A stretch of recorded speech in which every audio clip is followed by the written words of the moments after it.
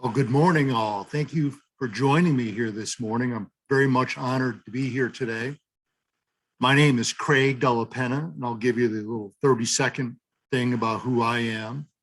In my early professional career, I marketed rail freight and did the startup and operations of two of the largest transloading facilities in southern New England. And from there, I was invited to write a series of books about old railroads and their conversion to bike and hike trails. And from there, I've written 3 books on that subject, and then started getting involved in the politics of how they did or did not get built. And so that's been my journey over the past 25 years now. And so this is an honor here to be speaking here today, and here we go. This is Norwottuck network. I'm going to give you a primer about what is a rail trail, about the Norwottuck network, and my favorite reading list too.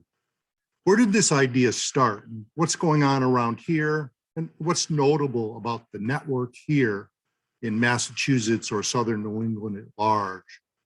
A rail trail is a linear park created from the right-of-way of a former railroad. This is a dead railroad in New England. Today, converting it to a linear park becomes open to a wide range of uses, including mothers walking their kids, mothers' clubs. Here's another dead railroad in southern New England, and another walking mothers' club after the conversion has taken place. Still another. This one's in Eastern Mass, actually. And did you know that the MBTA is the second largest landowner in Massachusetts? And most of what they own is dead railroads or I'll say a lot of what they own is dead railroads in over 40 communities in Eastern Massachusetts. And always the tracks are still there, but the trash is there as well. This happens all over, that these places become well-loved places. Where did this idea start? It actually started in 1963 when a letter to the editor written by this woman, May Watts, suggested that the old interurban lines west of Chicago and Cook County become walking and biking pathways. And that's where the idea germinated all across the world, actually. It's called the Illinois Prairie Path today. And it's been around for a good long time, obviously. It takes a while to get these things built. They're not easy. They're among the most complicated, hardest things a community can do. These are not easy. The earliest one around here, actually, bigger one, was the Cape Cod Rail Trail put in by the State Parks Agency back in the late 70s. And that's extending closer to Provincetown and going closer to Hyannis. Each year.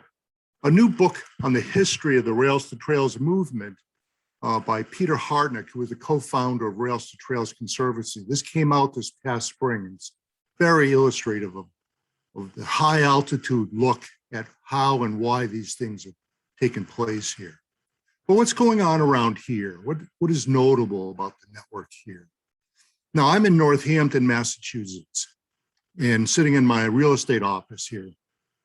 And if you draw a radius, 100-mile radius around us, you will take in the densest network of steam railroad corridor in the United States.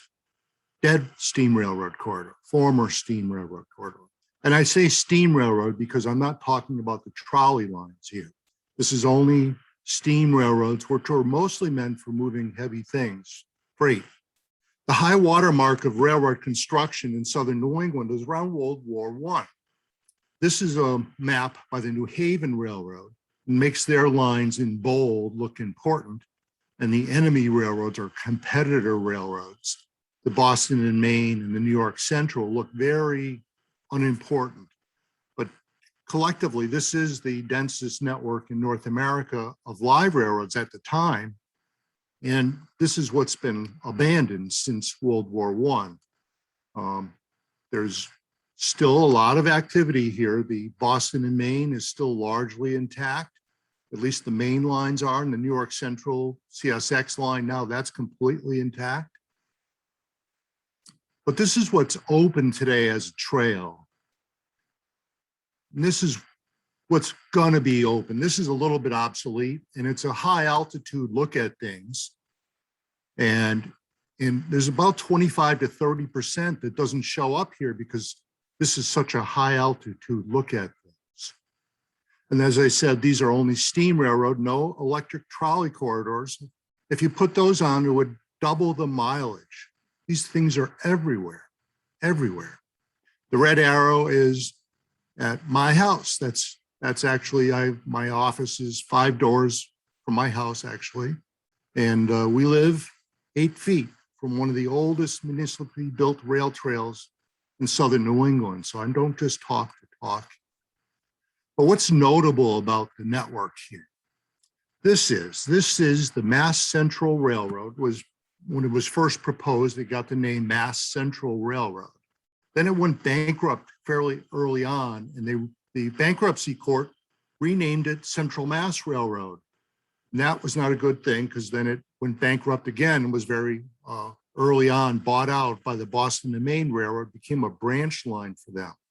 But the claim to fame for this line here, this is the route when Calvin Coolidge was the governor, based here in Northampton where he lived. He would take the train out on this corridor every day. Now, there's over 100 rail to trail projects underway in Massachusetts, but virtually are so short that they don't make it onto the radar screen of a governor. The one exception is this one. And the original logo from the group in the center of the state, Wachusett Greenways, they proposed this name, Mass Central Rail Trail, not Central Mass Rail Trail. As you might imagine for branding, the one sounds more important than the other. But when this first came about in the mid-90s, there was a trail in the western section called the Norwottuck Rail Trail. And I'll talk a little bit more about that in a minute.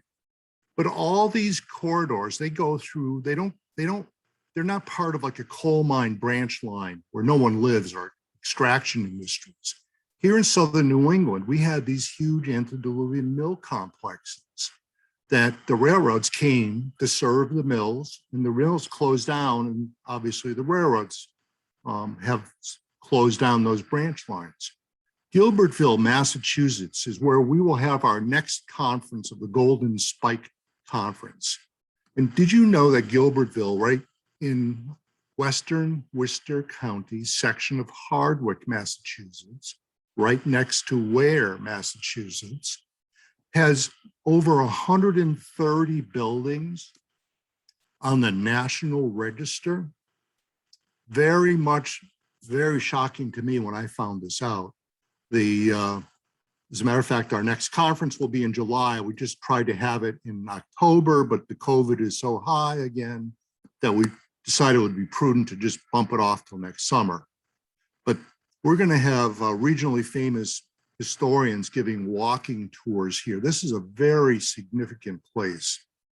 Nothing like I've ever seen. And I'm on the historical commission for the city of Northampton and help create demo delay ordinances in both Northampton and Holyoke. And this I have never seen before. There's even a covered bridge that will intersect with the developing trail.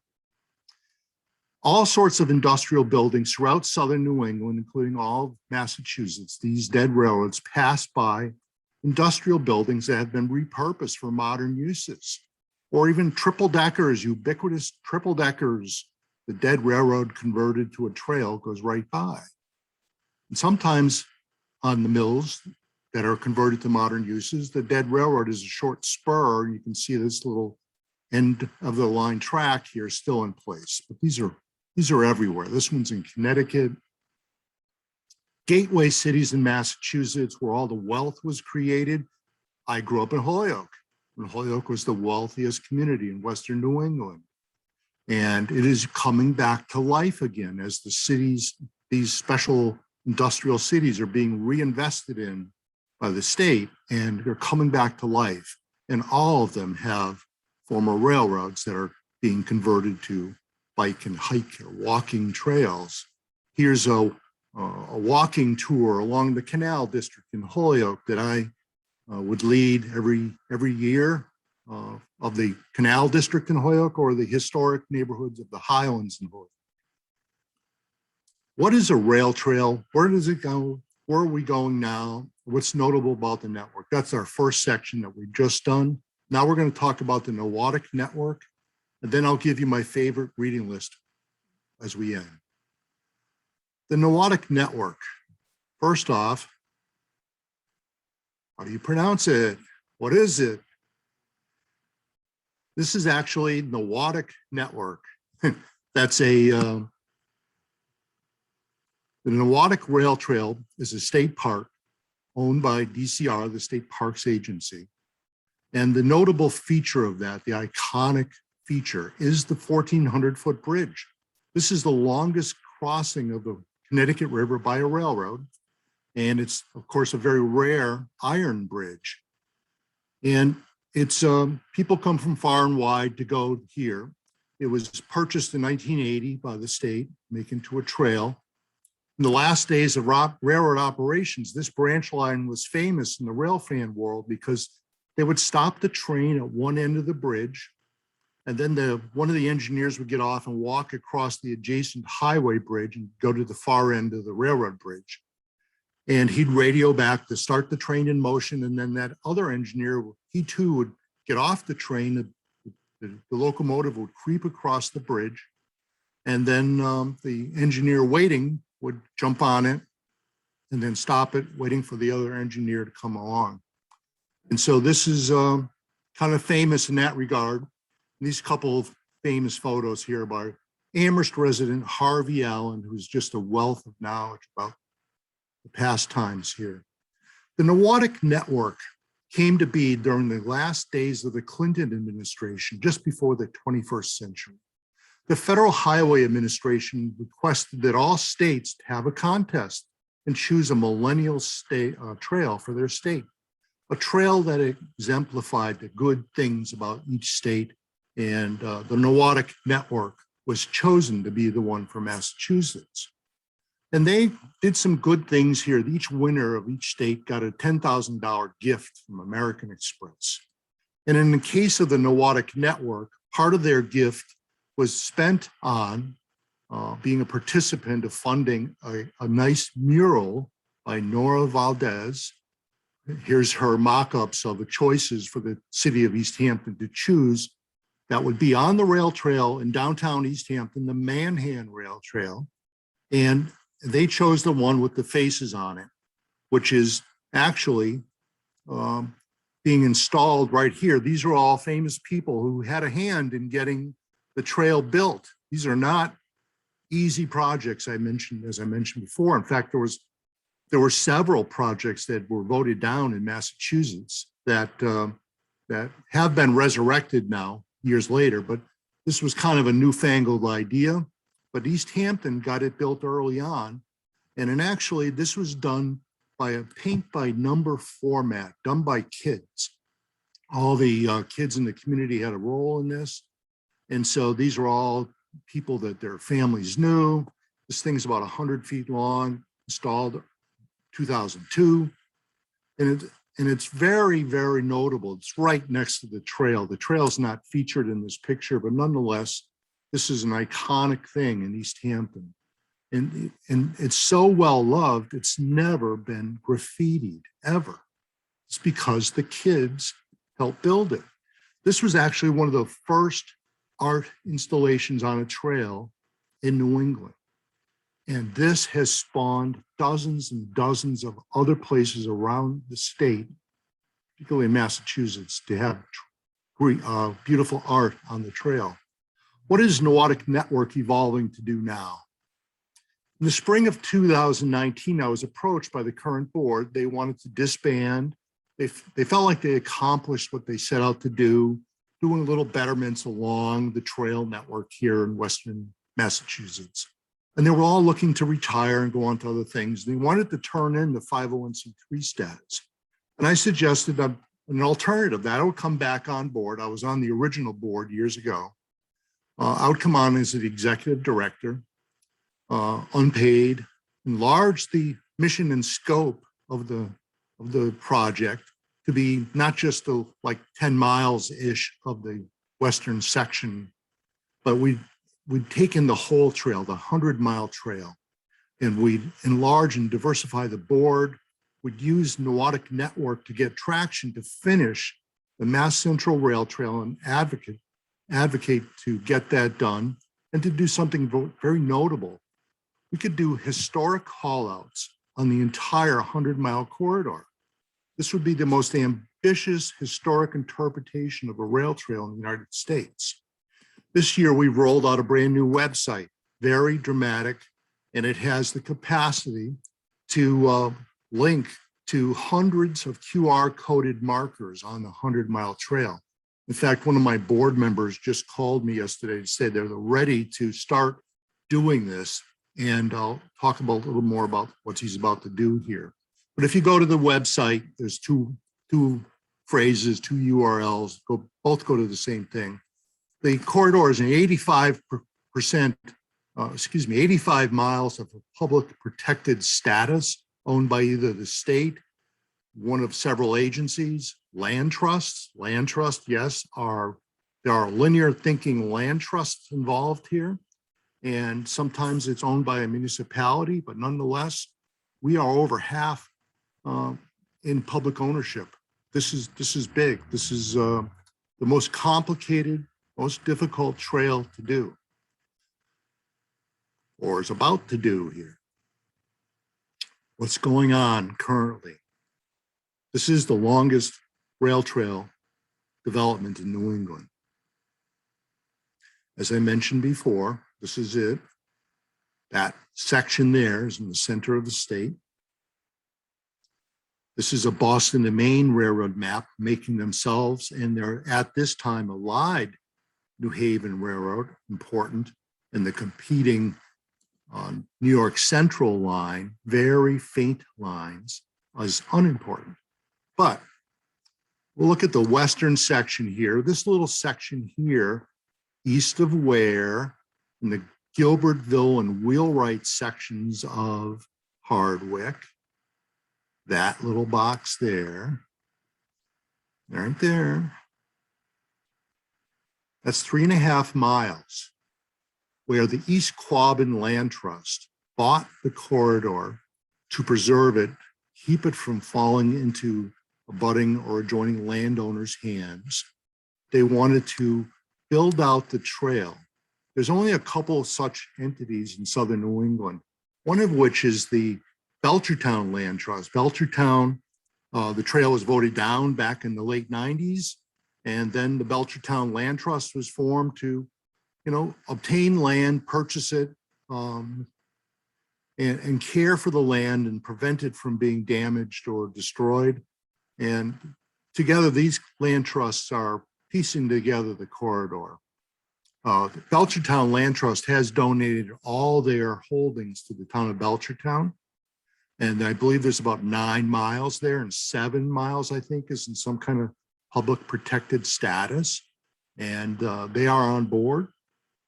The East Quabbin Land Trust, even they do the third place. I don't know if you've heard of that third place concept. The first place in your life is your family. The second place in your life is your workplace. The third place is what's lacking in many communities. But if you have like a small town of Petersham, don't forget East Quabbin Land Trust is there to preserve the quality of water for the Quabbin Reservoir, the drinking water for Eastern Massachusetts. So they're doing good work there and keeping the town intact by keeping the country store intact. They bought it. They did all the capital repair projects that had been neglected and deferred over a course of many years. And they then got a young couple to lease it, and they think they died and gone to heaven to be able to have their own general store here and a cafe, and they preserve the third place. Not many land trusts are doing third place preservation, but East Quabbin Land Trust is one. They also bought, when they bought the 3.2 miles of the corridor, they bought 3 bridges. One was a bent timber bridge. There's only several of those left around. But also one is this. This is a box pony truss bridge. This is the last of its type still standing in New England. And this is would have been scrapped out had not the East Quabbin Land Trust stepped in to buy it and improve it and make it useful for the trail. And they hold their annual hike every year. And this year, there was no snow that year. So interestingly, this is a little different than a lot of land trusts. In 2020, Mass DOT, when they knew the western end was done, the western end is the anchor of this trail, the Norwottuck Rail Trail, and the eastern sections in Cambridge, Boston, Somerville, Belmont, and the Wayside project from Waltham out to Berlin. Those are all underway, being developed, under construction, or built. The middle section, 60 miles or 58 miles long, that is 30 miles open, but there's, I don't know, about 20-ish miles are a little bit mysterious about how can they do this. So they commissioned a feasibility study, the DOT, and it's highly detailed, section by section by section. This details it right down to the inch on how to reassemble this corridor. And there's like 5 bridges missing here too, by the way, 5 large bridges, one of which is towards the left side of this screen. It's a several 100-foot bridge over the Swift River. That too will be rebuilt. Everywhere we see today, I actually have a newsletter that goes out to over 10,000 people, advocates and policymakers about these projects in the context within 150 miles of me. And interestingly, the bike pedestrian bridge is loved by DOTs because they know that this is one of the few projects they can actually bring to a ribbon cutting, that there will be hundreds, if not thousands of people there. There are bridges, and every month there are bridges being restored and reopened or rebuilt or replaced on these pathways. I'm going to look at a couple of trails now for the historic interpretation of what they're doing. Virginia Creeper Trail down in Southwest Virginia, where Virginia, North Carolina, and Tennessee all come together. It's a curvy line. It was curvy because they had to get to White Top Mountain at the border with North Carolina. And it was 6% upgrade from Damascus all the way to the lower right corner there. And they crept up the hill.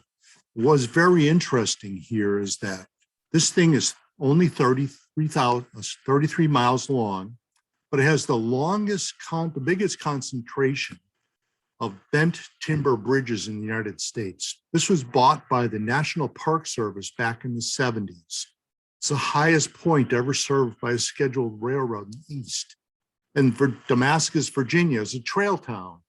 They have the Creeper Trail here, they have the Appalachian Trail and Daniel Boone Trail, all intersect in town. So there are people coming from all over. But what's interesting from the historic context, this is where O. Winston Link, a professional photographer back in the 1950s, who had hired by the Norfolk and Western Railroad, which owned this, to catalog the last days of steam operations before conversion to diesel. And he wanted to do it at night. And so he produced hundreds and hundreds of black and white photos done at night with assistants, with miles of wires strung to old-fashioned flash bulbs going off simultaneously to light up the night sky.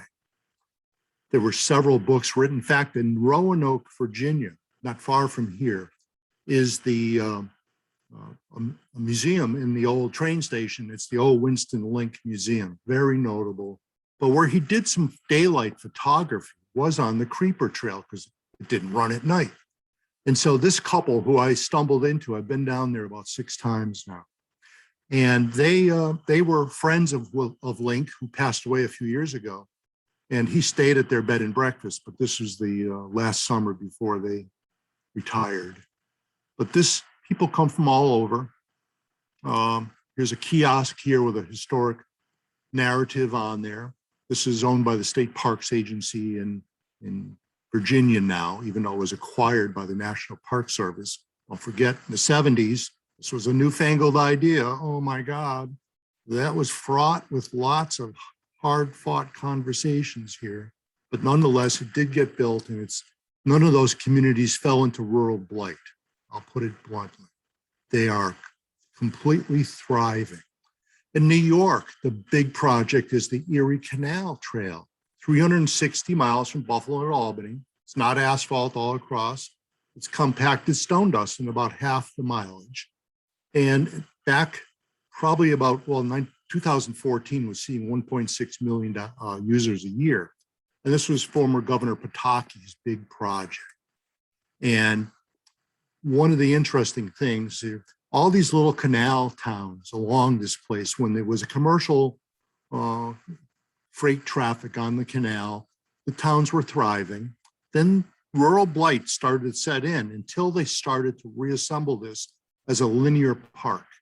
And then it became thriving again. This is a great case study in success for marketing towards tourism in this case, but in any case, preserving rural small towns.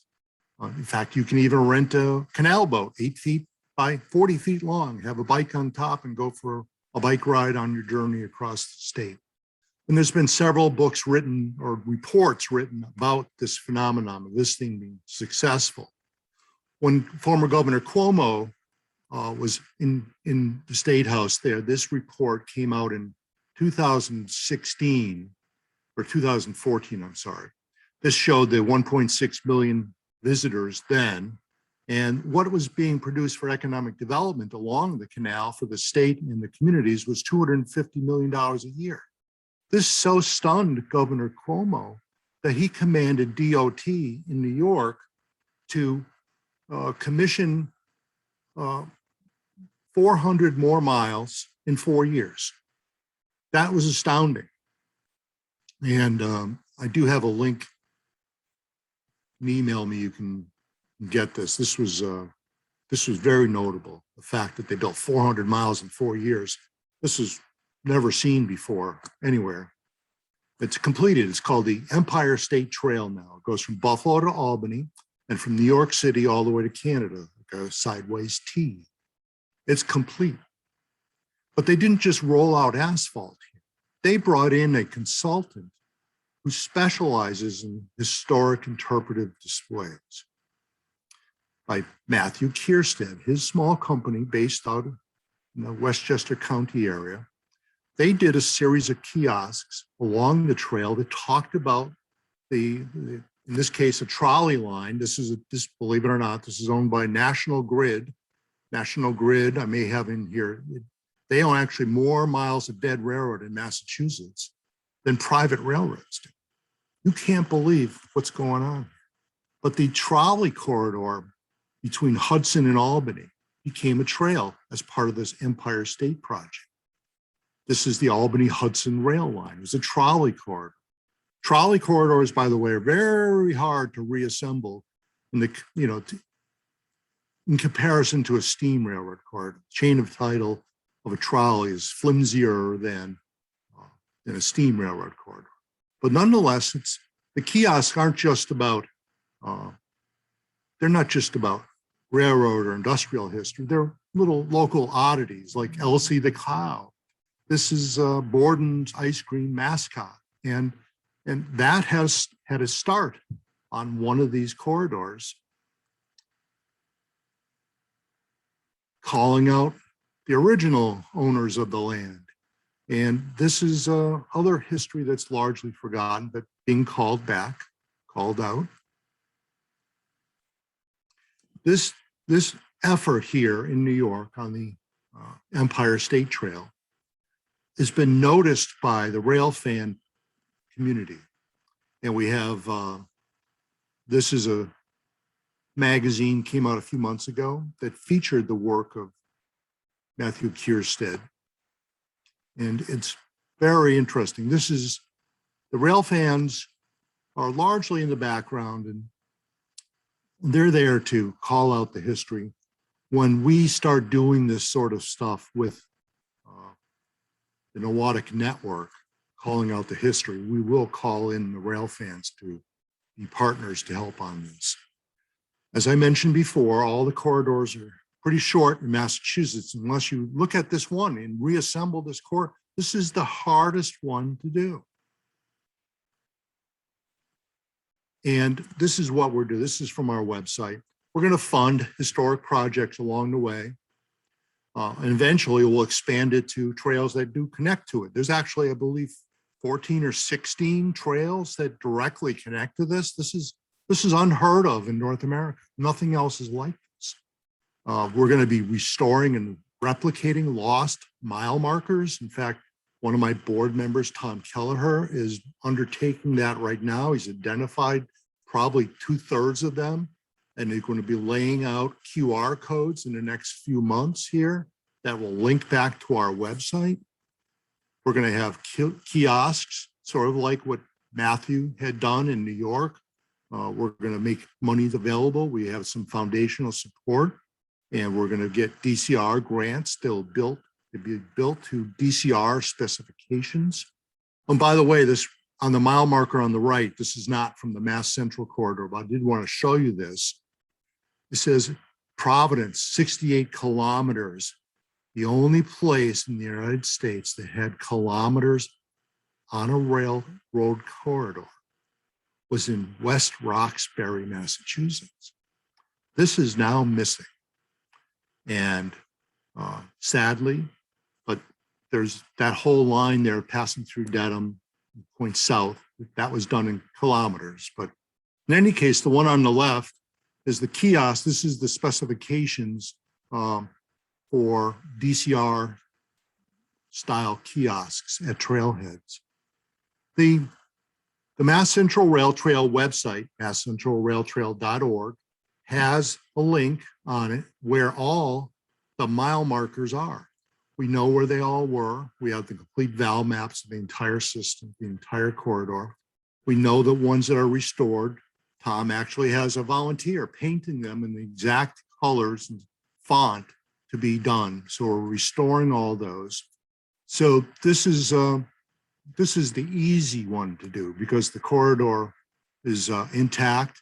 The markers are there. And by the way, that says B for Boston, 51. On the other side, it would say N for Northampton, and it would be 53 because adding them both together add up to 104. The thing was 104 miles long. But all this is on our website. How cool is this? Once again, this is the DCR specifications for a kiosks that we'll be rolling this out. And what we're going to do, this is at the trailhead, a little different style. This is at Northampton. It's again, these old down in southwestern Virginia. QR codes, not going to be obtrusive. If they're missing, we'll know, we'll go replicate them easy. We'll be working with the Boston Maine Railroad Historical Society, the Massachusetts Historic Commission, who, by the way, in Sudbury, right at the intersection of two of the most significant rail trails here, the East-West Trail, the Mass Central, and the North-South oriented Bruce Freeman Rail Trail, the Mass Historic Commission has suggested that there should be a historic district right there because of all the old historic railroad infrastructure that's still there.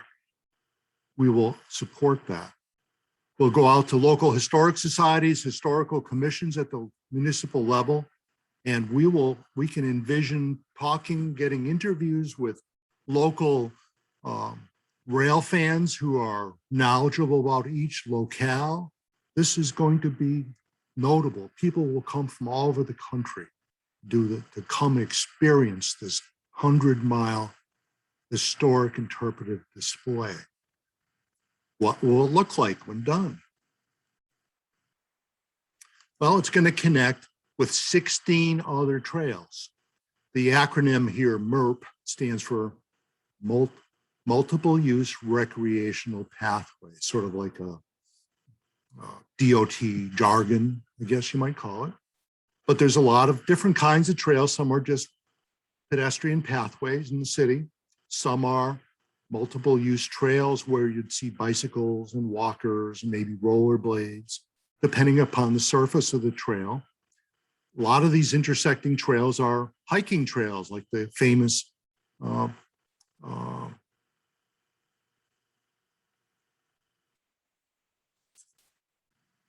excuse me, something happened here. But the famous trail, the Bay Circuit Trail, that will intersect directly here in Waltham, or excuse me, in Weston. The Western Gateway in Waltham is there. The Bruce Freeman Rail Trail mentioned, all the way out to Northampton, where the longest interstate trail, the New Haven and Northampton Canal Greenway, a former canal from New Haven to Northampton, hence the name, that is almost done. It's probably about 2 or 3 years away from completion. Nothing else like this in the United States. This is the densest network for this sort of thing. My favorite reading list here. For those interested in how communities develop and how things work, this will connect the dots for you and how to make historic preservation more relevant in an on-the-ground way. Outside lies magic, regaining history and awareness in everyday places from the seat of a bicycle, which is different than from the seat of a car. The epic struggle of road versus rail in the American century, and tells the story of what happened to the trolleys and why we don't have really the best passenger rail system we could have. Divided highways. When this was made into a documentary on PBS in 1999, my friend, who was a partner with Ken Burns and Florentine Films, who lives in my neighborhood of Florence, produced this for PBS.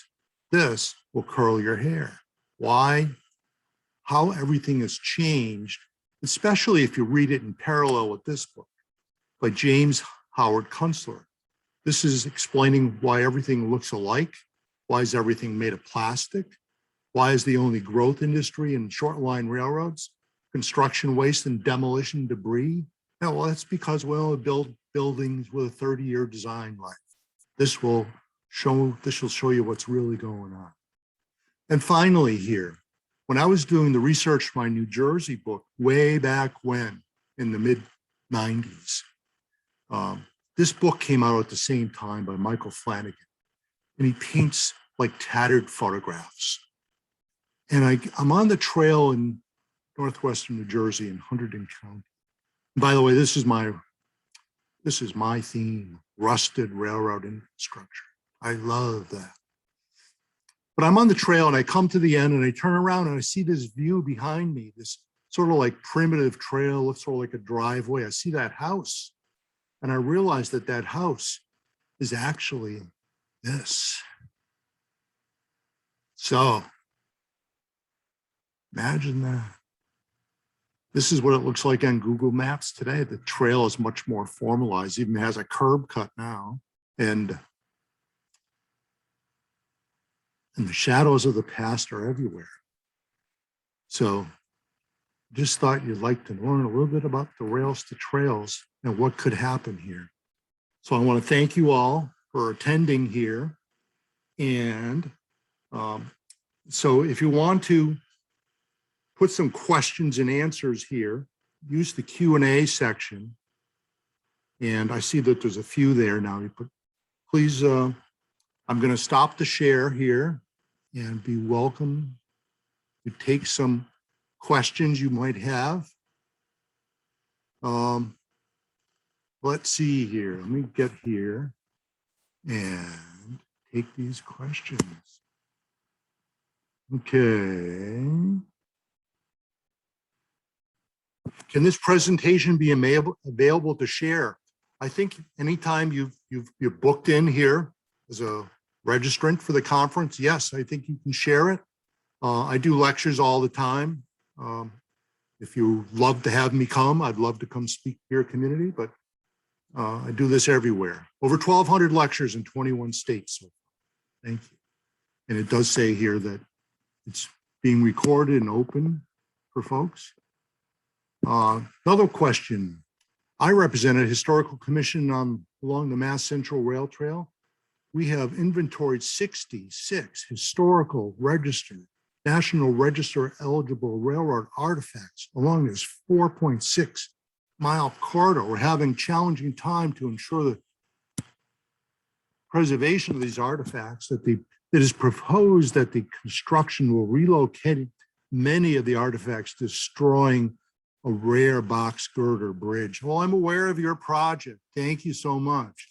Your rare box girder bridge does not need to be destroyed. Give me a contact, call or email me. I'm very knowledgeable about this subject. And if you contact me, we can find a better outcome here. Believe me, contact me. Three more messages. Okay, yes. There's more.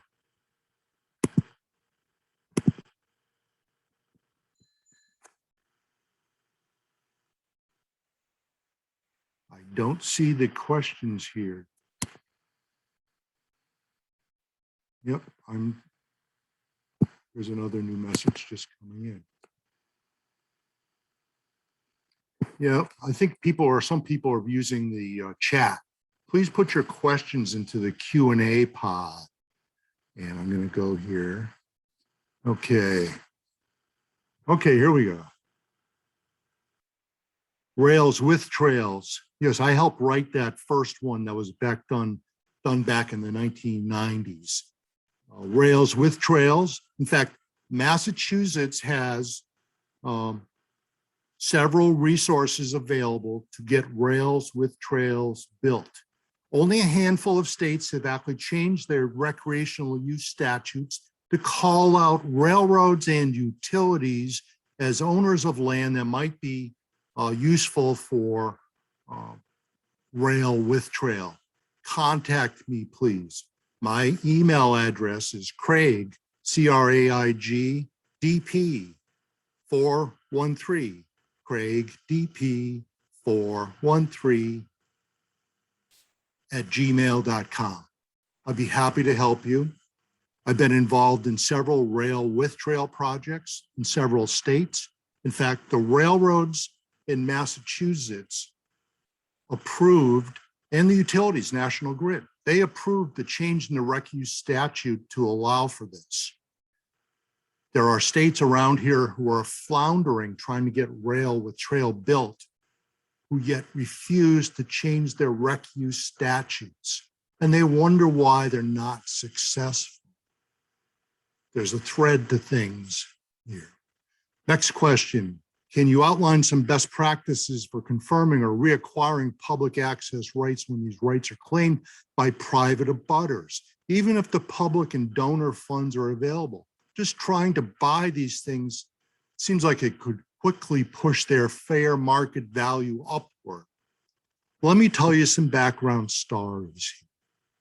CSX Railroad, when they took over from Conrail back in the late 90s, what was part of the deal was 7 dead railroads in 7 communities that they then had 18 years of negotiations trying to, the communities were trying to acquire the corridor, and CSX held out for tall dollars.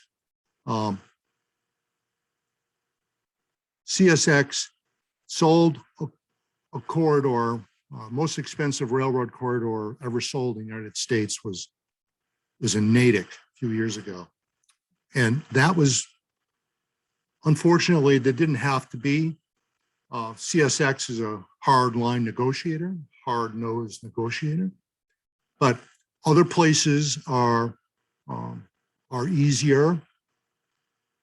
There are companies that specialize in the valuation of dead railroad corridor, and email me and I'll put you in touch with them. And In fact, when, I'll just tell another little story here. When the East Quabbin Land Trust bought that 3.2 miles of corridor in Worcester County, I'm the one that bought it first. I bought it to prevent it from being sold to adjoining landowners. And I bought it to make sure that they did not gain control. I can teach others how to do this. I've taught other land trusts in Eastern New York how to do this. You know, you can reassemble your dead railroad corridor if the railroad still owns it. And there's other ways. I'm a realtor. I specialize in the sale of houses near rail trails. And I know where dead railroad is behind several houses in Massachusetts. And we can reassemble corridor anywhere if you're patient. Can't do it as a bulldozer. You got to be patient and prudent and polite. We can do this. Other question. Do the railroads maintain ownership of the easements for these trails? If so, how could this affect the trails? I would say that you're talking about the change of use from a dead railroad to a linear park, that the cloudy title sometimes was mysterious. The first place in the United States to actually use eminent domain to reassemble dead railroad was in Falmouth, Massachusetts, back in the late 1970s or mid 1970s. And that was the first time ever. And there's been probably 20 other instances of a community using eminent domain to reassemble dead railroad. And what has to happen though, he or she who owns the railroad corridor can defend the corridor. And what needs to be is a defense of the corridor in a special way, where the changing use would be called into the foreground here, where the changing use to become a trail would allow for it to be prim and proper. Cloudy title can be cleared up by eminent domain. And I can talk about that if you want later. We're waiting for the right case to come forward. Let's see, any more questions here? Let me close this down, see if there are more questions. Maybe there are here. Shrink this. Sorry. Shrink this down.